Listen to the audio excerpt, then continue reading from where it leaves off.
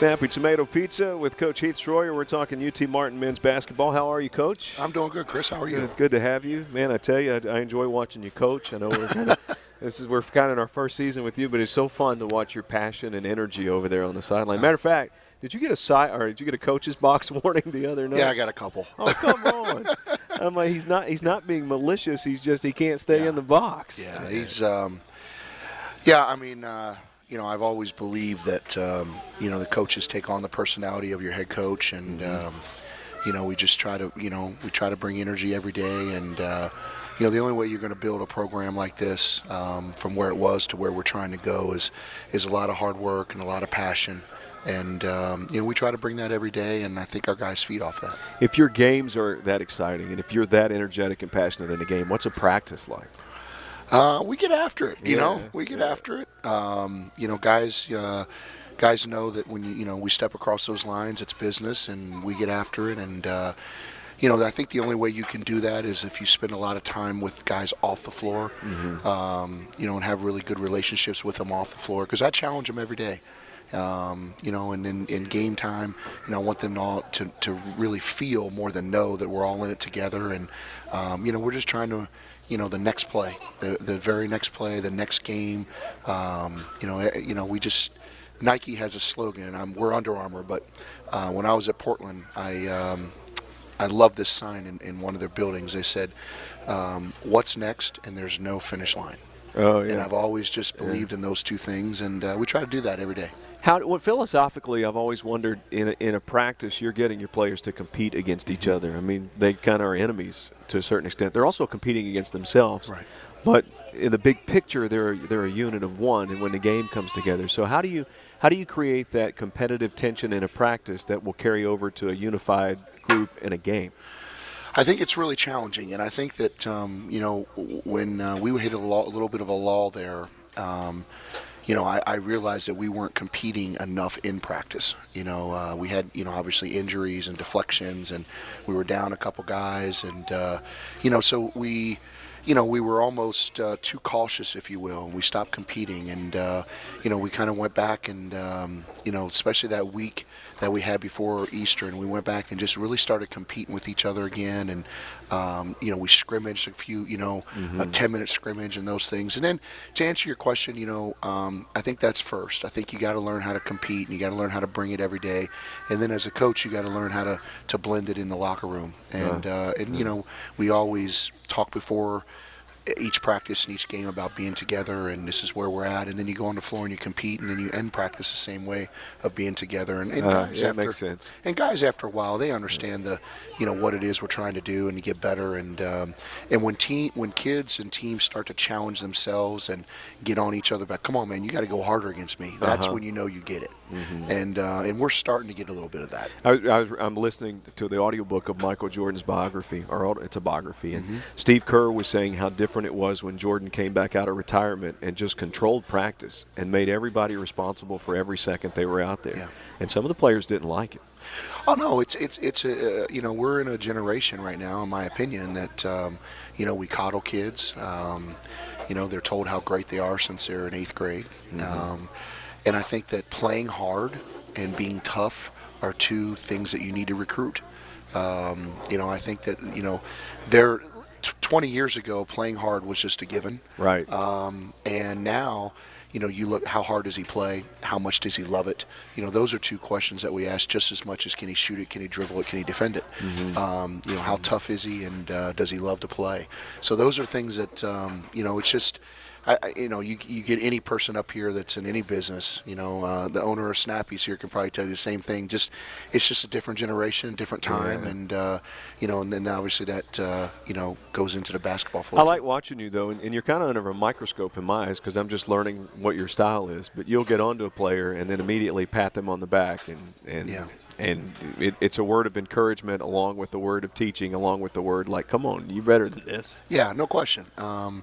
We like I said, I mean, I through the recruiting process, through the process here, we talk a lot about, trying to get them better every day. And, I talk to them all the time about, life isn't easy.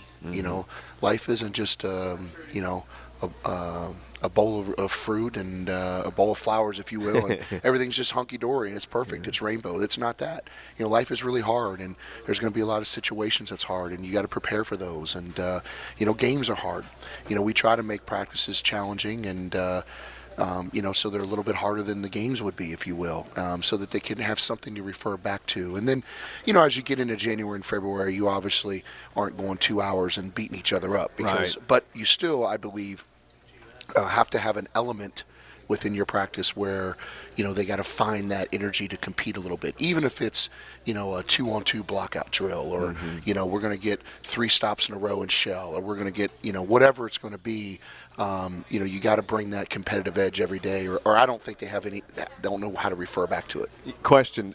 We know Marshawn is better than he was last year because we saw him. Miles was better than he was last year prior to the injury. You were with DeVille last year. Is he a better player now than he was a year ago? Oh, for sure. Yeah. He is he's a lot better just because he understands more. I mean, the stat that you read me earlier, the turnovers. He had 3 turnovers in 75 minutes last week. That's made him a lot better. He understands the flow of the game a little bit, a lot better. There's still times where, he'll take a shot or two, and I got to kind of pull him over and go, come on now. But he's also that guy that really wants to win, and he is a great teammate. I mean, it's the one thing that with DeVille that it gets so overlooked is he's an unbelievable teammate. People in the locker room love him, and we're really fortunate to have him. He's the OVC Newcomer of the Week. Coach, let's talk about the Morehead State game. What a game. I didn't realize this till it was over. The score was tied for 7 minutes and 5 seconds of the game. So the score was tied that long. The lead changed hands 17 times. It was one of those games. It goes into overtime. You win at 75-72. It was just a great effort. We had a couple chances to fold, a couple chances to go away. We had all the adversity that we could handle. Taman went out in overtime, and we just had guys step up and, made big shots, made big plays. I thought the overtime we just gutted out a win, and it was big for this program. It was big for our team. We needed a win like that for sure, and hopefully that can propel us into continuing to play well. And I can't say enough about the heart of this group, that they just kept coming and coming. Our player of the game was Chandler Rowe. He only played 7 minutes. He had 3 rebounds and 1 point. So, Coach, why would we make him player of the game? It was my decision. But, I mean, he impacted the game. Without question. I mean, he, we watched it all again as a staff this morning. But he, in overtime, actually in regulation, he got an extra possession diving on the floor. Mm-hmm. And in overtime, he dove on the floor. We were able to call timeout, save a possession. He took 2 charges, made a free throw. I mean, he came in and did exactly what we need Chandler Rowe to do this year, and that's, to bring energy and be tough and fly all over the place. And it was great to see him do that. His parents and grandparents were at the game. Yeah. So I know it was a special time for them and Chandler, and we desperately needed him, especially when Taman went out. Mm-hmm. And the next man up, and he was able to step up and play well. Not easy to be sitting over there for that long and then come into a game with that much pressure in it and immediately make an impact. He has energy on the bench even whenever he's not playing. He does. The best thing I can tell you, and I'll throw Javi in this too, is both of those kids are really, really good teammates. They're good kids. They're great teammates, and they've really embraced the change since we got here. They've embraced all the things that we have required of them, both on and off the floor. And I can't say enough about all the returners, and in particular those two, because obviously, those guys, the start of the year, Chandler wasn't playing very much, and neither was Javi. Mm-hmm. And now they're obviously playing a lot more, and but they stay consistent with their effort. They stay consistent with their attitude, and good things have happened for them. Earlier I said that Marshawn and Miles had improved a lot. I don't know how I left Chandler and Javier out of that. I mean, they have to. Everybody has. They have, and we do. I mean, I'll tell you this too, Chris. We do spend a lot of time on player development. The springtime and the summers and the fall are very, very important. A guy told me a long time ago, you can win more games between April and October than you can between October and March. Wow. By how hard you work and what you do, obviously adding to your team recruiting-wise and getting the players in your program better. And I think that so many people put such a premium on recruiting, which obviously it's the lifeblood of any program. But what you do when you get them and how you develop them is just as important. Coach, let's talk about Arkeem Joseph, too. He has 18 points in the game. He goes a 9 of 11 from the field, 8 rebounds. And where we've seen him at times struggle a little bit on the offensive end, I thought he had a lot of confidence in this game and shows us that he's got some good touch inside. He did, and I think that, it was a great matchup for him. The Eastern Kentucky game was a hard matchup for Arkeem because Stutz is a perimeter player, basically out on the perimeter, and they were so wild defensively trapping that we needed guys to be able to make quick scores. With Morehead, when they played Billy Reeder and Fuchs in there, they're big physical guys that we needed a big physical presence, and it was a great game for Arkeem. He played really well. He answered the bell, and I'll tell you, and I told him this in the locker room after the game, that it's a lot of growth on his part because you know what? It wasn't a great matchup for Eastern Kentucky. He didn't come back the next day and practice and pout. Right. He stayed with it. He had a great practice the day before Morehead, and then again, good things happen. And I was really happy for him. Every coach I've ever interviewed talks about the importance of matchups. And that's what you're talking about, but the players don't always understand that. No, it's hard. I mean, every player on every team wants to play. But there are certain matchups that are. There's certain matchups that fit teams better than others. Sure. There's no question, and obviously player to player, there's different matchups too. And but I thought again that Morehead was a great game for Arkeem because they had big physical post players, and we were able to match that with him. And again, it's just starting to get in January. I think Arkeem is starting to get his stride, and we need Arkeem down the stretch. Oh yeah. I mean, there's no doubt about it. We gotta. To have a post presence that we can throw the ball to. Hobby was that against Eastern Kentucky. Arkeem was that against Morehead. But we've, since Miles is out, we've got to be able to develop a post presence. Coach, let's talk about the injury report. We'll start with Terrence Durham for those that were at the Elam Center. It looked like he took a shot to the face from the back of one of the Morehead State players' head. How is he?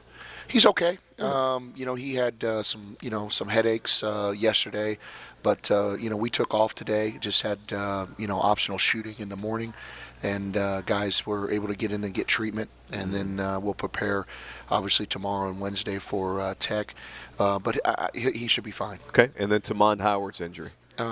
Severe back spasms. He was still a little stiff today, but Tamika, our trainer, who does a fabulous job, said that he was doing a lot better. Good. He told me this afternoon he was doing better, so he should be fine game time. Back spasm's a weird injury. Have you ever had them? Yeah, unfortunately. My senior year in college, I had a bulging disc in my back, and it was brutal. Oh, wow. So did you play through it?